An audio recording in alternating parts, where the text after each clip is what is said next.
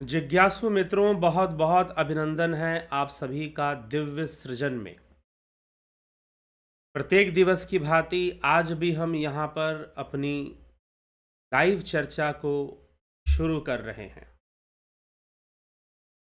और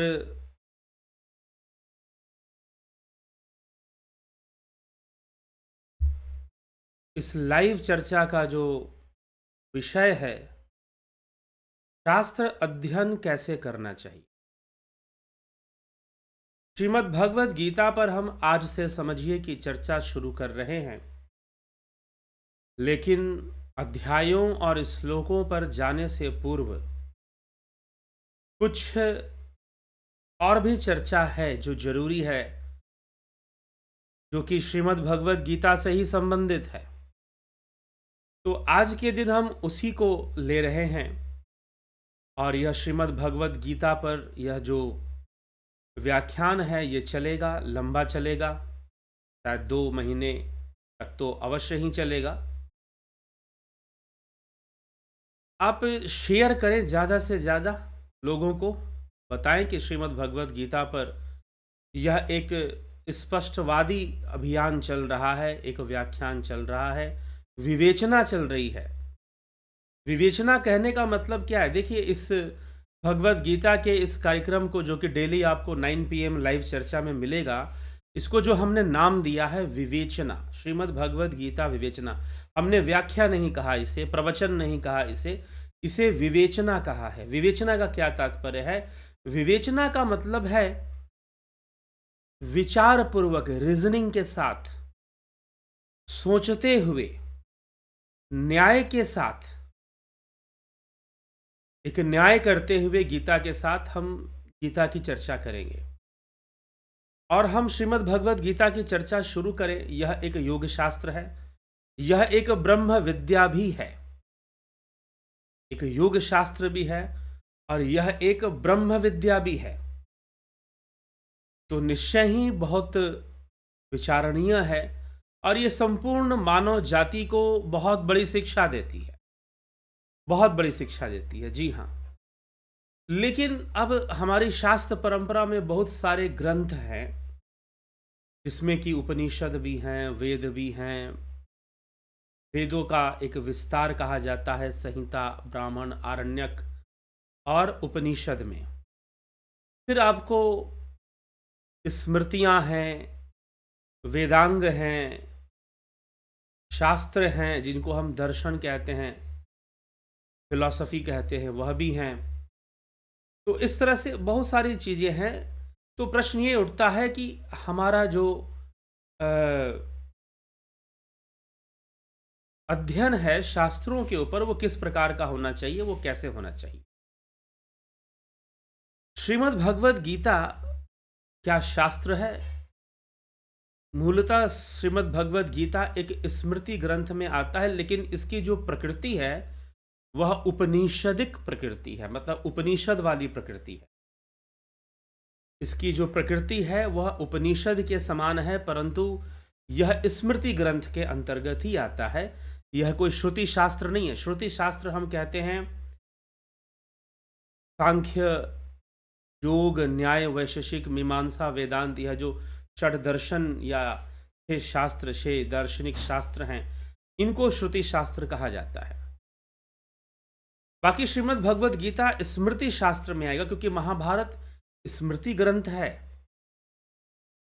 तो एक तो हमें, अगर हम ग्रंथों का अध्ययन करना चाहते हैं, तो अब शास्त्रों को, भारतीय धर्म या सनातन धर्म को समझने के लिए अगर हम शास्त्रों का अध्ययन करना चाहते हैं, तो इसमें निर्भर करता है कि कौन सा व्यक्ति अध्ययन करने वाला है। एक कैटेगरी होगी आपके जाति के आधार पर, या आपका जन्म जहां हुआ है उस आधार पर। क्या आपका जन्म भारत भूमि में हुआ है? क्या आपका जन्म एक सनातन धर्मी परिवार में हुआ है? क्या आपका जन्म अमेरिका में हुआ है और किसी क्रिश्चियन फैमिली में हुआ है, जो गैर सनातन धर्मी है उनमें हुआ है, चाहे वो क्रिश्चियन हो, यहूदी हो, कोई भी हो।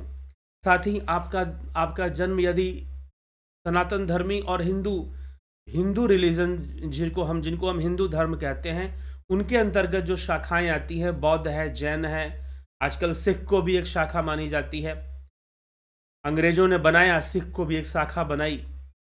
तो और हम उस षड्यंत्र राजनीति के शिकार होते चले गए। तो चलिए, वो ठीक है, राजनीति ऐसे ही चलती है, लोगों को बांट कर, लोगों को दुखी कर कर और विभाजित कर कर, दुखी कर कर तो नहीं कहूँगा, लेकिन हाँ, उसका परिणाम दुख निकलता है जब विभाजन होता है। तो आप कहाँ आपका जन्म हुआ है? आप एक हिंदू परिवार में अमेरिका में जन्म लेते हैं, इंग्लैंड में जन्म लेते हैं, कहीं दूसरे देश में जन्म लेते हैं, अरबिया में या फिर दुबई में, लेकिन आपका संस्कार, आप वहीं पे रह रहे हैं, आपका जन्म वहीं पर हुआ है। एक तो यह संस्कार वाली बात आ जाती है, लेकिन आपका जन्म हिंदू परिवार में हुआ है। दूसरा, आपका जन्म हिंदू परिवार में नहीं हुआ है, आप वहाँ के ही निवासी हैं, नेटिव ही वहीं के हैं, आप भारत से कोई संबंध आपका नहीं है और ना हिंदू धर्म से। बहुत देखिए, कुछ ऐसे भी समाज के लोग हैं, कुछ ऐसे भी हिंदू समाज में लोग हैं जो कि अमेरिका में रहते हैं, इंग्लैंड में रहते हैं, लेकिन वो मूल निवासी या भारत से उनका कोई संबंध नहीं है, वो वहीं के रहने वाले हैं, लेकिन वो प्रभावित होकर सनातन धर्म से उन्होंने उसे अपना लिया है और उसका ही अभ्यास करते हैं। यज्ञ आदि क्रियाएं करना, पूजा पाठ करना, उसी में वो रहते हैं। तो अगर कोई ऐसे हिंदू धर्म में जन्म लिया है तो कैसी कैसी अवस्थाओं में है? तो चलिए हम दो कैटेगरी मान लेते हैं। एक तो हम ये कह सकते हैं कि एक जो पहले हम उम्र के हिसाब से भी एक कैटेगरी डिसाइड कर सकते हैं कि बच्चे को, जो अभी बालक है, 6 साल की उम्र में है, 7 साल की उम्र में, 10-11 साल की उम्र में है, तो क्या उन बच्चों को हमें शास्त्र अध्ययन कैसे कराना चाहिए? और एक मैच्योर हो चुका है, 20 साल से ऊपर, 18 साल से ऊपर जा चुका है, फिर उनको हमें शास्त्र अध्ययन कैसे कराना चाहिए?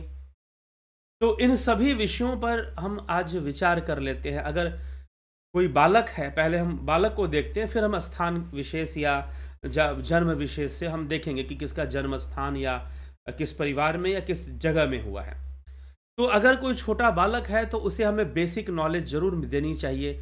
हमारे शास्त्र परंपरा में कौन कौन से ग्रंथ हैं, जैसे कि 4 वेद हैं, 4 वेदों में उनका विस्तार होता है, संहिता, ब्राह्मण, आरण्यक और उपनिषद के रूप में। इसकी एक बेसिक जानकारी हमें देनी चाहिए। फिर स्मृति ग्रंथ लिखे जाते हैं, श्रुति ग्रंथ लिखे जाते हैं। श्रुति ग्रंथ जो है वो दार्शनिक ग्रंथ हैं जो वेदों के ऊपर है, वेदों को समझाने के लिए, वैदिक मत को समझाने के लिए, वैदिक मत को समझाने के लिए, वेदों में वर्णित विचारधारा को स्पष्ट करने के लिए, चाहे वो सृष्टि से संबंधित हो, कर्म से संबंधित हो, वाद विवाद से संबंधित हो, और जो है आपके तत्व से संबंधित हो, ठीक है, योग से संबंधित हो, भक्ति से संबंधित हो, ईश्वर से संबंधित हो, उन सभी विचारधारा को समझाने के लिए श्रुति शास्त्रों की रचना की गई। तो उनको जानकारी होनी चाहिए हैं। फिर हमारे स्मृति ग्रंथ, जिसमें कि ऐतिहासिक बातें हैं और पुराणों की रचना होती है, महाभारत की रचना होती है, रामायण की रचना होती है और ऐसे कई ग्रंथों की रचना होती है। तो उनकी एक जानकारी और कथाओं की जानकारी छोटे बच्चों को सकारात्मक रूप से देना चाहिए, सकारात्मक रूप से देना चाहिए। उनकी श्रद्धा बढ़े भारतीय संस्कृति के प्रति, भारतीय सनातन धर्म के प्रति, शास्त्रों के प्रति, वेदों के प्रति और देवी देवताओं के प्रति, ईश्वर के प्रति, परमात्मा के प्रति उनकी श्रद्धा हो।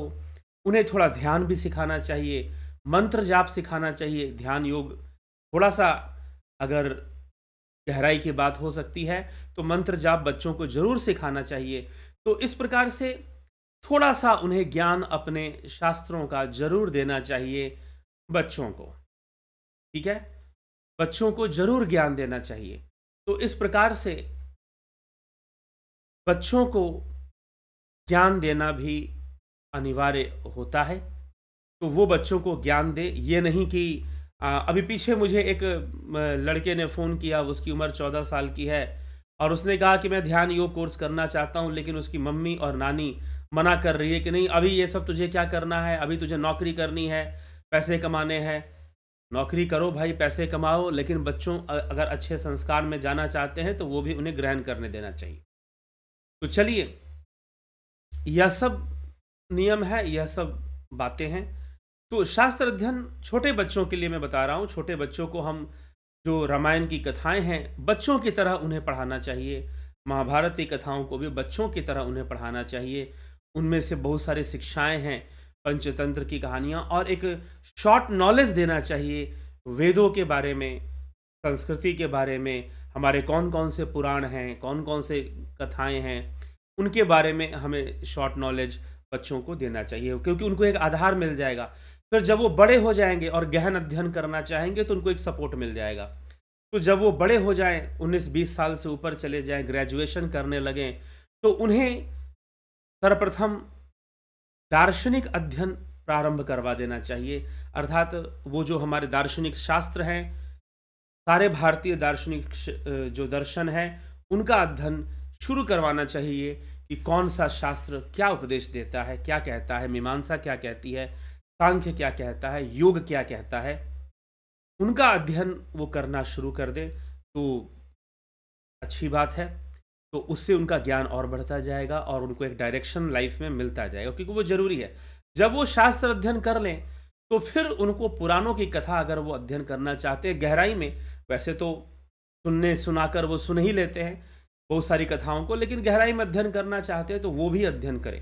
पुराणों की कथा वो पहले से भी अध्ययन थोड़ा कर सकते हैं अगर मैच्योर हो गए हैं तो, लेकिन अगर वो पहले षड्दर्शन को समझ लें तो फिर पुराणों की कथा में अगर कोई मिलावट या अडल्ट्रेशन है तो वो उसे पकड़ पाएंगे और उनसे प्रभावित नहीं होंगे। वो समझ जाएंगे कि हमारे मूल शास्त्र क्या कह रहे हैं, हमें तो मूल को पकड़ के चलना है, ठीक है, पत्तों और डालियों को नहीं पकड़ के चलना है।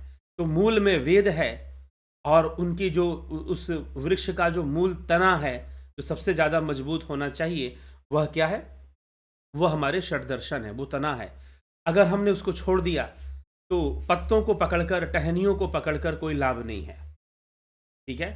जो जड़ से जुड़ा हुआ है, जो अपने मूल से हमेशा जुड़ा रहता है, वो निश्चय ही उसको तोड़ना, उसको भटकाना या उसको ट्रांसफॉर्म करना, धर्मांतरित करना संभव नहीं है, ठीक है। तो इसीलिए 6 शास्त्रों का ज्ञान जरूर होना चाहिए बच्चों को 18 साल के बाद या 16 साल के बाद। हालांकि ये कोई ऐसा कोई साहित्य नहीं है कि 18 प्लस को पढ़ाया जाए, लेकिन 16 साल के बच्चे ये पढ़ सकते, 15 साल वाले पढ़ सकते, 13 साल भी वाले पढ़ सकते, लेकिन थोड़ी सी डीप थिंकिंग है, गहरी विचारधारा है।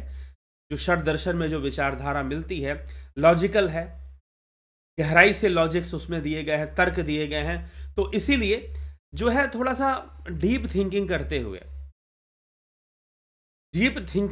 हुए जो है उनको वो समझ पाए, थोड़ा सा मैच्योर हो जाएंगे तो ज़्यादा अच्छा रहेगा।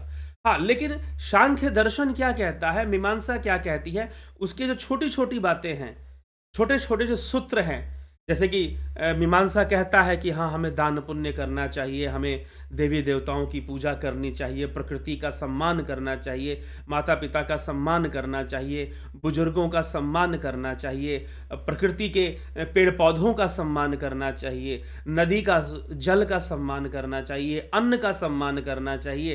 ये कौन सिखा रहा है? यह मीमांसा शास्त्र हमें सिखा रही है। वैदिक मीमांसा शास्त्र, पूर्व मीमांसा जैमिनी ऋषिकृत आचार्य कुमार भट्ट ने जिस पर अपना प्रसिद्ध भाष्य दिया है, भट्टाचार्य ने, वो हमें सिखाती है। उसमें ये सारे उपदेश सम्मिलित होते हैं कि आप सदकर्म करो, ठीक है, कर्म को ही प्रधान मानो, जिसके कर्म। बच्चों को भाग्यवादी नहीं बनाना चाहिए, ना हमारे शास्त्र बनाते हैं। हाँ, भाग्य होता है, भाग्य नहीं होता है ऐसा नहीं है, लेकिन आप भाग्य से बायस्ड मत होइए, भाग्यवादी मत बनिए। आपका जो भाग्य बना है वो आपके पुरुषार्थ से बना है, आपके कर्म से बना है। इसलिए मीमांसा जो है बहुत ऊंचे आवाज में, बहुत लाउड वॉइस में मीमांसा हमसे कहती है कि कर्म करो, कर्म करो, कर्म करो, शुभ कर्मों को करो, शुभ कर्मों का तूफान खड़ा करो, अपने कर्म को करते जाओ, रुकने की जरूरत नहीं है। और कर्मों में शुभ कर्म, प्रकृति के प्रति सम्मान बहुत बड़ा उसमें एक बिंदु है, शिक्षा है मीमांसा शास्त्र में, ध्यान रखिएगा। जल का सम्मान करो, प्रकृति का सम्मान करो, पेड़ पौधों का सम्मान करो। तो इस तरह की शिक्षा छोटे छोटे टाइम से अब बताना चाहिए कि हमारे मीमांसा शास्त्र में, वेदों में ये शिक्षा दी गई है। वेदों का नाम लेके कहना चाहिए कि हमारे हम वेदों में ये शिक्षा दी गई है कि प्रकृति का सम्मान करना चाहिए और माता पिता का सम्मान करना चाहिए, देवी देवताओं का सम्मान कर। तो ये सारे संस्कार हमें बचपन से ही, 18 साल के बाद नहीं, उससे पहले से ही देने चाहिए। और थोड़ा थोड़ा बेसिक नॉलेज, सृष्टि कैसे है और ये सब, देवी देवता, वास्तव में देवी देवता ये प्रकृति की शक्तियां ही तो देवी देवता हैं। उन्हीं को तो हम मंत्रों में उनकी भावनाओं को धारण करते हैं, मूर्तियों में हम उन्हीं को तो बनाते हैं। पूजा करने के लिए हम जो मूर्तियां भी बनाते हैं वो भी तो प्रकृति की शक्तियों का ही हमने मानवीकरण किया है, ताकि उनकी भावनाओं की हम वृद्धि कर सके और भाव वृद्धि से हम उनको आकर्षित कर सके। तो शुरू से जैसे हम देवी सरस्वती के माध्यम से विद्या को आकर्षित करते हैं, लक्ष्मी जी के माध्यम से धन को आकर्षित करते हैं, दुर्गा जी के माध्यम से शक्ति को आकर्षित करते हैं, तो बच्चों को बचपन से हमें इस ढंग से समझाना चाहिए कि ये पूजा इस तरह से की जाती है। तो हमें ये सब हमारे वेद हमें शिक्षा देते हैं। तो बचपन से थोड़ा सा इस तरह की चीज़, जब वो बड़े हो जाए, 18 साल 20 साल की उम्र की हो जाए, 25 साल तक उम्र चली जाए, तो वो फिर शास्त्रों का अध्ययन जरूर करें, मूल दर्शन का अध्ययन जरूर करें। मीमांसा के तर्क क्या है, सांख्य के तर्क क्या हैं, न्याय के तर्क क्या हैं, इन सारी चीज़ों को वो समझने की प्रयास करें। और तभी 30 साल की उम्र तक षड दर्शन का उनका अच्छा अध्ययन हो जाना चाहिए। ठीक है। फिर उसके बाद वो पुराणों को भी पढ़ें, 18 पुराण हैं उनका भी अध्ययन करें। उपनिषदों का भी गहन अध्ययन होना चाहिए। अगर आप वेदांत पढ़ोगे तो उपनिषद तो पढ़ने ही पड़ेंगे, तो उपनिषदों का भी गहन अध्ययन करें, समझें। दारा शिकोह जो कि औरंगजेब का भाई थे, बड़े भाई, उनका पूरा जीवन बदल गया था, जीवन बदल गया था उपनिषदों को पढ़कर। वो इतने आनंदित हुए थे और उनको इतना प्रकृति से प्रेम और आत्मा से प्रेम बढ़ गया था कि वो उसी में मस्त रहते थे। और क्रूर औरंगजेब ने अपने सारे भाइयों को मरवा दिया, अपने बड़े भाई को सबसे पहले मार दिया। तो लेकिन वह अपने मस्ती में थे, वो समझ गए थे जीवन को कि जीवन क्या है, और उपनिषद हमें समझाते हैं कि जीवन क्या है। तो इसीलिए हमें यह जो स्टडी है, उपनिषदिक स्टडी जो है, ये हमें करनी चाहिए एक उम्र के बाद। तो इस तरह से एक उम्र के हिसाब से मैं अभी बता रहा हूँ। तो ज़रूर हमें जो फिलॉसफी है, दर्शन शास्त्र है, वो हमें एक 30 वर्ष की उम्र होने के पहले ज़रूर उसे समझ लेना चाहिए, ज़रूर उसको पढ़ लेना चाहिए। मैं तो कहूँगा 18 वर्ष की उम्र से ही ज़रूर एक गहन अध्ययन, एक एक शास्त्र अगर कोर्सेज में भी डाल दिया जाए कि भाई आपको कंपलसरी रूप में जैसे लैंग्वेज को डाला जाता है, उसी तरह से आपको एक टॉपिक तो जरूर डाला। 6 दर्शन है तो 6 दर्शन में से 1 या 2 टॉपिक को जरूर डाल दिया जाए कि आपको इसको भी पढ़ना है, इसकी भी परीक्षा देनी है। तो इस तरह से हो। अब श्रीमद् भगवद गीता को भी उसमें रखना ही पड़ेगा, स्मृति शास्त्र है, तो श्रीमद् भगवद गीता को भी शुरू से बचपन से ही कुछ बातें गीता में क्या लिखी हैं बच्चों को बताना चाहिए, और फिर बाद में बड़े होकर उन्हें गहन अध्ययन करना चाहिए, पूरा अध्ययन करना चाहिए। ठीक है। तो ये चीज है। नहीं तो गीता का अध्ययन लोग ज्यादातर कब करते हैं जानते हैं? श्रीमद् भगवद गीता का अध्ययन लोग ज्यादातर करते हैं जब उनकी उम्र 60 साल से ऊपर चली जाती है, 65 हो गई, 70 हो गई, बहुएं उनका अपमान कर देती हैं, सास ससुर का, तो बेचारे सास ससुर क्या कर देते हैं कि भाई गीता पढ़ते हैं, चलो गीता पढ़ते हैं सुबह सुबह। अभी गीता भी कैसे पढ़ेंगे आपको पता है? औपचारिकता रूप में पढ़ेंगे। इतने श्लोक पढ़ने हैं, ना दिमाग में कुछ घुस रहा है, बस मुंह तक ही सीमित है, उच्चारण तक ही सीमित है। शायद कुछ परसेंट जाता भी हो, लेकिन जाता भी होगा तो 1-2% से ज़्यादा नहीं जाता है, कम से कम 90% तो जाए, 95% तो गीता जो पढ़ रहे हो दिमाग में जाए। तो ऐसे गीता मत पढ़ो तो अच्छा है। ज़्यादातर लोग गीता बस औपचारिकता रूप में पढ़ना शुरू कर देते हैं। तो औपचारिकता रूप में पढ़ना शुरू कर देते हैं तो उससे क्या लाभ? औपचारिकता रूप में मत पढ़िए, पढ़िए तो चिंतन कीजिए, मनन कीजिए कि कृष्ण समझाना क्या चाहते हैं। और अगर षड दर्शन का अध्ययन होगा तो गीता और बेहतर तरीके से समझ में आती है। फिर अभी हम यहां पर चैनल पर फिलॉसफी का कोर्स चला रहे हैं, जो लोग उस कोर्स को कर लेंगे वो जब श्रीमद् भगवद गीता को पढ़ेंगे तो बात कुछ और हो जाएगी, और ऐसे आदमी पढ़ेगा तो बात कुछ और हो जाएगी। और जिन्होंने साथ में ध्यान योग का कोर्स किया है, घट में उस ब्रह्म ज्योति को दर्शन किया है, प्रकाश को दर्शन किया है, जाना है, नाद को सुना है, नादानुसंधान में जो लगे हैं, वो अगर गीता पढ़ेंगे तो वो अलग ढंग से उसको समझेंगे, उनके समझने का तरीका ज्यादा बेहतर होगा, ज्यादा मैच्योर होगा फिर। ठीक है, जो ध्यान योग कर रहे हैं उसके माध्यम से जो समझेंगे। ठीक, तो इस तरह से यह बात यहां पर है ध्यान योग से संबंधित। तो हमें यह गीता का अध्ययन विवेक से विचार के करना चाहिए, ऐसे ही औपचारिकता में नहीं, बस वैसे ही किसी ने कुछ कह दिया तो नहीं, और श्लोकों को समझने का प्रयास करना चाहिए, हमें चिंतन मनन करना चाहिए। तो चलो, तो इस पर गीता का अध्ययन हो, यानी कि 60 साल की उम्र में कर रहे हैं, क्या फायदा। जब भगवान कृष्ण अर्जुन को गीता सुना रहे थे तो क्या वो वृद्धावस्था में था, युवावस्था में था, युद्ध करने के लिए खड़ा था। तो पहली बात, गीता को वृद्धावस्था का विषय मत बनाइए। ठीक है, यह हमें समझना चाहिए। तो श्रीमद् भगवद गीता भी साथ में जरूर अध्ययन कर लेना चाहिए। तो ये एक परंपरा से, एक विधि से हमें चलना चाहिए उम्र के हिसाब से अगर देखें तो। अब हम चलते हैं, अब ऐसे लोग जो कि भारतीय सनातन धर्म में हैं, ठीक है, उन्हें तो गीता जरूर अध्ययन करनी चाहिए और 6 शास्त्र भी अध्ययन करना चाहिए। अब मान लीजिए कोई भारतीय सनातन धर्म में जन्म नहीं लिया है, कहीं बाहर से है और सनातन धर्म से कोई संबंध नहीं रखता, लेकिन अचानक से उसकी रुचि जान गई है कि मैं सनातन धर्म के विषयों को जानूं और समझूं, तो उसे कैसे अध्ययन करना चाहिए। तो उसको भी सबसे पहले समझना चाहिए कि वैदिक वांग्मय क्या है, वैदिक विस्तार क्या है, और गीता का उसमें क्या स्थान है। हाँ, कुछ लोग कहते हैं कि क्या हम, ज़्यादातर लोग जब सनातन धर्म या हिंदू धर्म की बात करते हैं तो सीधा वो पहले गीता को ही पढ़ने, क्योंकि विश्व प्रसिद्ध है, विश्व प्रसिद्ध है।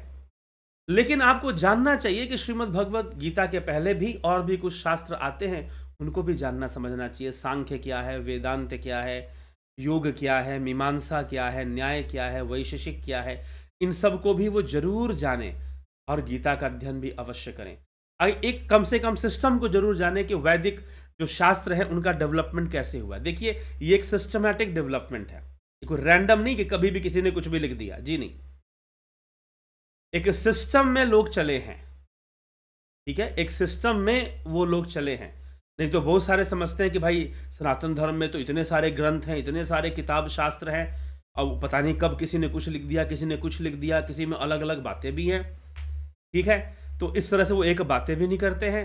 तो ऐसे 50 तरह के भ्रम पैदा होते हैं। तो जो इधर उधर की बातें सुनकर निर्णय लेते हैं उनको भ्रम होता है, जो पढ़ेगा, जो सही से अध्ययन करेगा शास्त्रों को, उनको कभी भ्रम नहीं होगा। ठीक है, आप श्रीमद् भगवद गीता से, अगर आप सनातन धर्मी नहीं हैं, कहीं विदेश में रहते हैं, कहीं दूसरे मान्यता को मानने वाले हैं और सनातन धर्म को समझना चाहते हैं, तो आप निश्चय ही समझ सकते हैं, अध्ययन कर सकते हैं। लेकिन श्रीमद् भगवद गीता से प्रारंभ करना चाहते हैं, जी हाँ करिए, ज़्यादातर लोग उसी से करते हैं और श्रीमद् भगवद गीता से प्रारंभ करते हैं। फिर भी वैदिक वांग्मय का ज्ञान उनको ले लेना चाहिए कि वेद और वेदों से चीज़ें कैसे विकसित हुई हैं। ठीक है, और वेदों के विस्तार, और वेदों के विस्तार के बाद उपनिषद आदि जो विस्तार हुए, फिर षड दर्शन आदि का विस्तार है। तो इन सभी विषयों को वो समझना चाहिए और उनका अध्ययन भी कर लें तो अच्छी बात है। तो इस विस्तार को जाने, फिर स्मृति ग्रंथ को जाने। तो जो श्रीमद् भगवद गीता है वो स्मृति ग्रंथ के अंतर्गत आता है, लेकिन इसकी प्रकृति जो है वो उपनिषदिक है, उपनिषद के पैटर्न में ये चलता है। जो उपनिषद का जो स्टाइल है वैसे इसकी चर्चा हमें प्राप्त होती है। तो इसे उपनिषद भी माना जाता है, ऐसा समझे कि इसे उपनिषद भी माना जाता है। तो वैदिक वांग्मय में हमें इन विषयों को गहराई से समझना भी चाहिए। तो श्रीमद् भगवद गीता एक प्रस्थान त्रयी के अंतर्गत आता है। वेदांत में, वेदांत अध्ययन में किसका अध्ययन होता है? प्रस्थान त्रयी का अध्ययन होता है, यह ध्यान रखिएगा। जब भी आपको वेदांत अध्ययन करना है तो प्रस्थान त्रयी का अध्ययन होगा। ठीक है, तो प्रस्थान त्रयी में क्या क्या चीजें आती हैं? 3 प्रकार के प्रस्थान आते हैं। एक है श्रुति प्रस्थान, एक है न्याय प्रस्थान और एक है स्मृति प्रस्थान। जी हाँ, श्रुति प्रस्थान, न्याय प्रस्थान और स्मृति प्रस्थान। तो श्रुति प्रस्थान क्या है? श्रुति प्रस्थान है उपनिषद, उपनिषदों का अध्ययन होना चाहिए वेदांत अध्ययन में। और न्याय प्रस्थान क्या है? ब्रह्मसूत्र, ब्रह्मसूत्र का अध्ययन होना चाहिए न्याय प्रस्थान में, ठीक है। और स्मृति प्रस्थान, स्मृति प्रस्थान में श्रीमद् भगवद गीता आता है। श्रीमद् भगवद गीता में स्मृति प्रस्थान के अंतर्गत आता है, तो स्मृति प्रस्थान का अध्ययन होना चाहिए, श्रीमद् भगवद गीता का अध्ययन होना चाहिए स्मृति प्रस्थान में। तो ये वेदांत अध्ययन का एक सिस्टम है। कई लोग पूछते हैं कि वेदांत का अध्ययन कैसे करना चाहिए। एक है वेदांत दर्शन, तो वेदांत दर्शन को ब्रह्मसूत्र में प्रस्तुत किया गया है, वैसे श्रीमद् भगवद गीता में प्रस्तुत किया गया है, लेकिन जो मोटा मोटी हम कहें तो ब्रह्मसूत्र और उपनिषद के अध्ययन से वेदांत दर्शन का अध्ययन होता है। लेकिन जब हम दार्शनिक व्याख्या करते हैं उसकी, तो व्याख्या एक अलग विषय हो जाती है। अब कहने का मतलब व्याख्या एक कंक्लूजन हो जाता है, व्याख्या एक सार तत्व दिया जाता है कि भाई वेदांत कहना क्या चाहता है। फिर वेदांत की बहुत सारी शाखाएं हैं, तो वो एक डीप नॉलेज में चला जाएगा कि वेदांत की बहुत सारी शाखाएं होती है। लेकिन उपनिषदों का अध्ययन कर लेने से वेदांत, मुख्य रूप से ईशादी नव उपनिषद आप जरूर कर लें, वेदांत अध्ययन माना जाएगा उसे। नहीं तो मुख्य 10 उपनिषद कर ले, जिसमें कि छांदोग्य और बृहदारण्यक उपनिषद भी सम्मिलित होते हैं, उनको भी कर लें, तो वेदांत अध्ययन माना जाता है इस प्रकार से। लेकिन फिर भी वेदांत में इतना ही नहीं है, वेदांत में बहुत कुछ है। तो जो लोग फिलॉसफी का कोर्स ज्वाइन किए हैं उन्हें बहुत कुछ वाला मिलेगा, सिर्फ उपनिषदिक वेदांत नहीं मिलेगा, बहुत कुछ वाले में बहुत कुछ जो उसके डिविजन्स हैं और बहुत सारे उसके स्वरूप है, उनकी चर्चा होगी।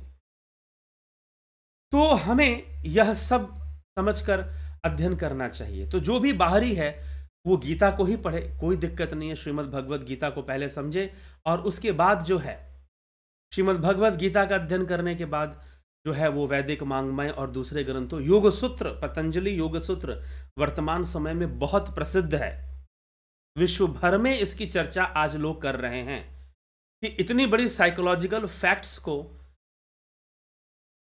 नहीं पढ़ाया जाता है। होना चाहिए ये कि वर्ल्ड के जितने भी कॉलेज हैं उनके सिलेबस में योग सूत्र को जरूर डालना चाहिए। साइकोलॉजी के क्लास में, साइकोलॉजी के सब्जेक्ट में योग सूत्र को कम से कम जरूर डालना चाहिए। तो निश्चय ही विदेश में जो कई कंट्रीज़ हैं इस पर मनन चिंतन कर रही हैं, वो जरूर भविष्य में जो ऑक्सफोर्ड यूनिवर्सिटी हो चाहे अमेरिकन यूनिवर्सिटीज़ हो, वो अपने क्लासेस में डालने की जरूर, क्योंकि अमेरिकन्स में भी तो चर्चा चल रही थी वैदिक वाङ्मय, तो विदेशों में भी पतंजलि योग सूत्र पर बहुत बड़ा चिंतन चल रहा है, लोग अध्ययन कर रहे हैं, अंग्रेजी भाषा में अध्ययन कर रहे हैं, और जो फैक्ट्स हैं योग सूत्र के, साइकोलॉजिकल पॉइंट्स हैं, उनको समझने, उनको समझाने की एक प्रक्रिया आगे बढ़ रही है, चल रही है। तो निश्चय ही इसका भी अध्ययन जरूर कर लेना चाहिए पतंजलि योग सूत्र का, तो एक सनातन धर्म की मूल बातें समझ में आनी शुरू हो जाए, ठीक है। फिर अब आप बाहर थे, आपने गीता पढ़ी लिया, आपने पतंजलि योग सूत्र, जो बाकी जो बचे हैं शास्त्र उनको भी पढ़ लो, सांख्य भी पढ़ लो, मीमांसा भी पढ़ लो और उनको भी जान लो, और फिर कथाओं और पुराणों की तरफ जाओ। तो पहले षड दर्शन का अध्ययन करें, फिर पुराणों की तरफ जाएं, ठीक। पहले वैदिक परंपरा को समझें, शास्त्र परंपरा को समझें कि शास्त्र कैसे आगम है, निगम है, वेद हैं, पुराण हैं, 6 शास्त्र हैं, 18 पुराण हैं, 108 उपनिषद हैं। तो उपनिषदों में मुख्य उपनिषद 11 उपनिषद हैं, ठीक है। कुछ उपनिषद योग उपनिषद के 20 उपनिषदों, योग उपनिषद के नाम से जाने जाते हैं। तो सिस्टमैटिक वे में आप अध्ययन करते जाइए, इस तरह से है। हाँ, आप श्रीमद् भगवद गीता से शुरू कीजिए और वैदिक वाङ्मय को समझते हुए शुरू कीजिए, वैदिक वाङ्मय को समझते हुए शुरू कीजिए। तो ये हमारा एक तरीका होना चाहिए शास्त्रों का अध्ययन का, और समझने के लिए चिंतन मनन के साथ पढ़ना चाहिए। ये नहीं कि औपचारिक रूप से पाठ कर लिया, जैसे सुबह सुबह कुछ लोग हनुमान चालीसा पढ़ने बैठ जाते हैं, श्री गुरु चरण सरोज रज निज मन मुकुर सुधार वरनौ रघुवर बिमल सुजोदायक फलचार, ऐसे नहीं। अच्छे से हनुमान चालीसा ही पाठ करना है, अच्छे से पाठ कीजिए, बजरंगबली के सम्मान के साथ पाठ कीजिए, हनुमान जी के का सम्मान के साथ मन से, भाव से, गाते हुए सुंदर तरीके से पाठ कीजिए। तो पूरी भावना को लगाकर, श्रद्धा को लगाकर चलिए। तो ठीक है, कभी आपको जल्दबाजी है, थोड़ा सा आपने स्पीड में पढ़ लिया, लेकिन आदत में ऐसा नहीं होना चाहिए। तो पाठ अच्छे से करना चाहिए। और जब आप दार्शनिक ग्रंथों का अध्ययन कर रहे हैं, श्रीमद् भगवद गीता का कर रहे हैं, दार्शनिक है, तो आपको गहराई से पढ़ना चाहिए। फिर चिंतन मनन के साथ, ये नहीं कि इतना से यहाँ पढ़ना है, चलो जी आज यहाँ से यहाँ, कल यहाँ से यहाँ, परसों वहाँ से वहाँ, नहीं। लकीर के फ़कीर मत बनिए। पढ़िए, एक श्लोक नहीं समझ में आ रहा, उस पर चिंतन कीजिए, मनन कीजिए, अरे कितनी गहरी बात बताई है, ठीक है ना। ये नहीं कि पढ़े और भागते उसमें भी हम डेली जो है औपचारिकता समझकर किए जा रहे हैं, ऐसा नहीं करना चाहिए। और गहन चिंतन के साथ ही अध्ययन करना चाहिए। तो इस तरह से हमें विचार करते हुए यदि हम करते हैं तो बहुत अच्छी बात है, ठीक है। तो इस प्रकार से शास्त्र अध्ययन करेंगे तो बहुत लाभान्वित होंगे, इसमें कोई संशय नहीं है, बहुत लाभान्वित होंगे। तो जरूर लाभान्वित होइए और लाभ उठाइए, ठीक है। तो इसी के साथ विराम देंगे। और ध्यान योग का कार्यक्रम चल रहा है, अब दोबारा दिसंबर में होगा तो आपको सूचना मिलेगी। और आप अभी भी वैसे ज्वाइन कर सकते हैं ध्यान योग का कोर्स, वर्तमान में भी आप ज्वाइन कर सकते हैं 25 तारीख तक। आज जो है 24 तारीख है देखिए, और कल जो है 25 तारीख हो जाएगी। तो 25 तारीख तक ध्यान योग का कोर्स आप ज्वाइन कर सकते हैं, ठीक है। 25 तारीख तक ध्यान योग का कोर्स आप ज्वाइन कर सकते हैं। प्राकृतिक चिकित्सा का भी कोर्स आप 25 तारीख, मतलब कल है 25, तो कल तक आप कोर्स यह ज्वाइन कर सकते हैं 25 तारीख तक। और करिए ज्वाइन, इसका भी लाभ उठाइए। फिर शास्त्र अध्ययन मात्र थ्योरेटिकल नॉलेज से तो काम चलेगा नहीं, प्रैक्टिकल नॉलेज जरूरी है, व्यवहारिक ज्ञान जरूरी है। और महर्षि पतंजलि ने व्यवहारिक ज्ञान दिया है, योग सिखाया है, तो उस योग का अभ्यास शुरू होना चाहिए। भगवान कृष्ण भी अर्जुन को योग के अभ्यास में लगने के लिए प्रेरित कर रहे हैं। तो वास्तविक रूप से हमें सनातन धर्म, अगर आप सनातन धर्म परिवार में जन्म लेते हैं या आप सनातन धर्म गैर परिवार में हैं, तो भी जब तक आप प्रैक्टिकल नहीं होंगे, जब तक आप ध्यान योग आदि क्रियाएं नहीं करेंगे, तब तक सनातन धर्म का मूल आपको कभी भी समझ में नहीं आ सकता। ध्यान योग साधनाओं से ही सनातन धर्म का मूल सत्य जो है वो आपके समक्ष प्रकट हो पाएगा। बिना ध्यान योग साधना के यह कदापि संभव नहीं है, ठीक है। तो चलिए, तो यही बात हमको समझने की आवश्यकता है। तो इसी के साथ मैं अभी फिलहाल विचारों को विराम दूंगा। शास्त्रों को कैसे अध्ययन करना चाहिए, बच्चों को कैसे पढ़ाना चाहिए, बड़ों को कैसे पढ़ना चाहिए, जो उम्रदार हो गए हैं उन्हें तो षड दर्शन का जरूर अध्ययन कर ही लेना चाहिए, वंचित नहीं रहना चाहिए। तो जिनको तो फिलॉसफी कोर्स ज्वाइन कर लीजिएगा, अभी फिलॉसफी कोर्स चल रहा है, लेकिन अभी फिर से दोबारा कब होगा अभी उसकी डेट नहीं है। पिछले महीने 29 तारीख से शुरू हुआ था, लेकिन अभी दूसरे सेशन का नहीं है, बाद में यह हर महीने चलेगा, ऐसी बात नहीं है। तो अभी चल रहा है, आप सभी ज्वाइन करिए और इसका लाभ उठाइए, ठीक। और ध्यान योग का कोर्स ज्वाइन कर सकते हैं, फिलॉसफी का अभी नहीं ज्वाइन कर सकते। 25 तारीख तक ध्यान योग का, कल तक, कल के बाद यह भी नहीं मिलेगा ज्वाइन करने के लिए, 1 महीना इंतजार करना पड़ेगा। तो विराम देते हैं आज के विचारों को यहीं पर, कल फिर मिलते हैं आप सभी से लाइव चर्चा में 9 PM पर। बहुत बहुत आभार आप सभी का।